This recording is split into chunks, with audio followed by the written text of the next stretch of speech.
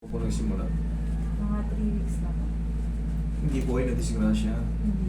Parang- Naglagari kasi ako. Naglagari kayo. Okay. Pero walang mga pass na semplang sa motor, ganyan. Wala. Basta lang yung pinakapinag mo na naglagari kayo.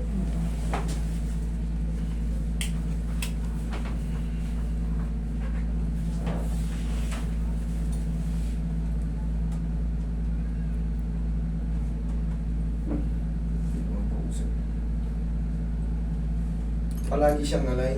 Ako, dyan. Kameo. Kameo. Yan. Tingnan sa may sikong po sa akin. Ako mo sa akin. Sige. Sige pa. Sige pa. Okay. Tingnan sa ay, tingnan sa mga lambot ang malaki relax. Yan. Sige pa. Sige ka pa.